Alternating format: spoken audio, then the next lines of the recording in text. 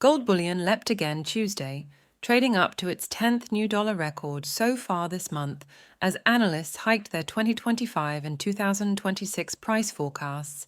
Investors digested the first ever speech by a member of the U.S. Federal Reserve who also works for the White House, and a news report claimed that China is inviting foreign governments to store central bank gold reserves in Shanghai.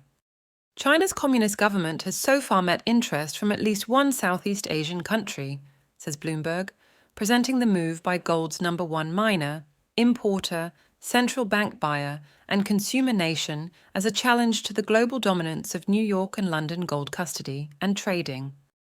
Including the shocks I've considered, said Donald Trump's economic advisor Stephen Miran yesterday, laying out his view of the R-star neutral interest rate and listing shifts in border and tax policy, trade renegotiation, and regulatory dynamics in his first speech since joining the U.S. Central Bank. I get a new real R-star that is 1 to 1.2 percentage points lower than current Fed interest rates, down near zero.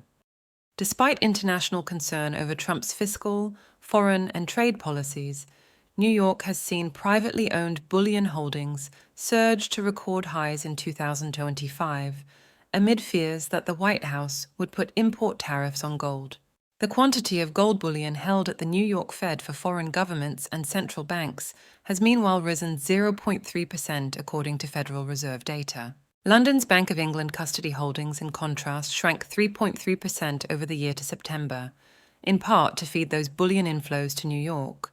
But London's commercial vaults more than offset that outflow, taking the city's wholesale bullion bar holdings 1.6% higher to the most in 2 years.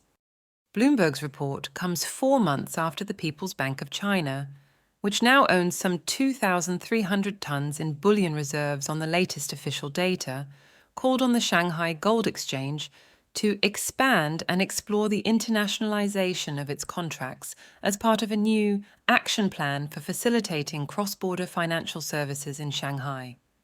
While no data is available for SGE-approved gold warehouse holdings, the Shanghai Futures Exchange today reported a customer stockpile of 59 tons, almost 4 times the quantity held at the SHFE at the end of last year, but a fraction of the 1,234 tons held by CME-approved warehouses in the USA today, and nothing next to London's commercial vault holdings of 3,645 tons at the end of August. Gold bullion in London, the physical metals central storage and trading hub, today jumped to peak at $3,791 per troy ounce in spot market dealing, rising by more than $100 this week so far. Shanghai's gold price also hit a new record, but it continued trading at a dollar equivalent discount to London bullion, fixing $37 per ounce below global gold quotes at today's SGE benchmarking auction. Silver also jumped again Tuesday, setting fresh all-time highs in Japanese yen, Chinese yuan, UK pounds, and Indian rupees, while topping $44 per troy ounce for dollar traders in London. That level has only been beaten on 8 trading days ever before, 3 times at January 1980's $50 peak, and 5 times around April 2011's retouch of that all-time record high. Please like this video and subscribe to our channel.